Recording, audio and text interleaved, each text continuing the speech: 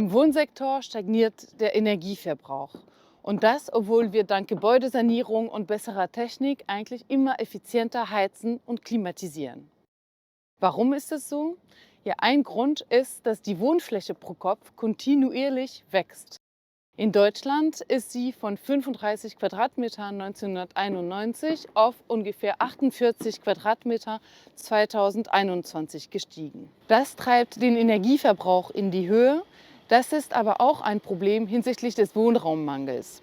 Denn wenn auf einer Seite immer mehr Menschen in unterbelegten Wohnungen oder Häusern wohnen, dann auf der anderen Seite gibt es auch immer mehr Menschen, die in überbelegten Wohnungen wohnen oder Schwierigkeiten haben, eine passende Wohnung zu finden. Was können Kommunen machen, damit der Bestand besser genutzt wird und damit vermieden wird, dass auf der grünen Wiese immer mehr neu gebaut wird? Wir haben uns in Deutschland und Frankreich auf die Suche gemacht.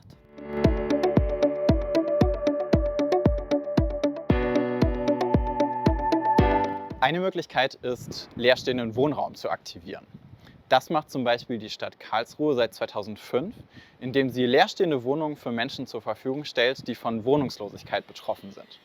Das schafft sie, indem sie für die EigentümerInnen dieser Wohnung Mietausfallgarantien bietet und Zuschüsse für die energetische Sanierung zur Verfügung stellt.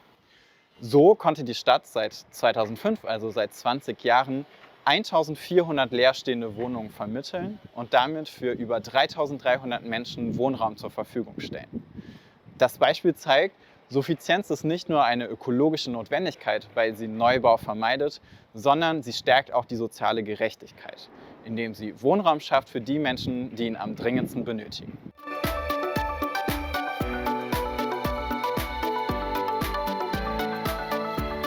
Eine andere Lösung ist der Umbau, wenn die Bedürfnisse sich verändert haben, wenn zum Beispiel die Kinder ausgezogen sind.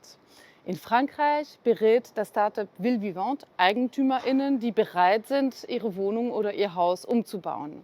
Eine Einliegerwohnung kann zum Beispiel Wohnraum schaffen und gleichzeitig auch Mieteinnahmen, womit die Sanierung oder die energetische Renovierung bezahlt werden kann. In den Zentralvogesen zahlt die Kommune für die Beratung, die für die EigentümerInnen kostenlos ist. Denn dort haben die Kommunen gemerkt, dass der Neubau oft am Bedarf vorbeigeht.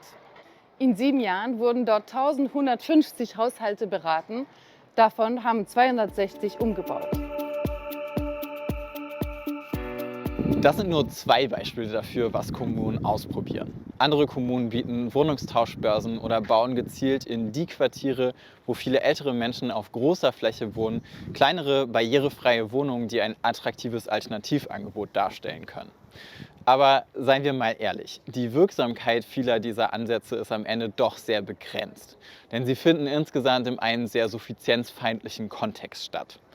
Jeder kann zum Beispiel verstehen, wenn man nach einer kleineren Wohnung sucht, ist diese neue Miete oft so viel teurer, dass sich ein Umzug und eine Verkleinerung selbst finanziell kaum lohnt.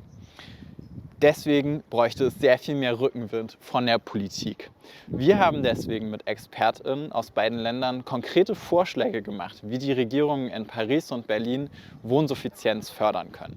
Ein Vorschlag setzt bei der Eigentumsförderung an. Beide Länder stecken bisher sehr viel Geld darin, den Erwerb von Neubau zu subventionieren. Dieses Geld könnte man umschichten und stärker in die Aktivierung des Bestandes setzen. Das Programm Jung kauft alt, was Deutschland verabschiedet hat, geht da schon in die richtige Richtung. Junge Familien werden finanziell unterstützt, Altbauten zu erwerben. Insgesamt bleibt unsere Botschaft aber, lieber Bundestag, liebe Bundesregierung, es bleibt viel zu tun.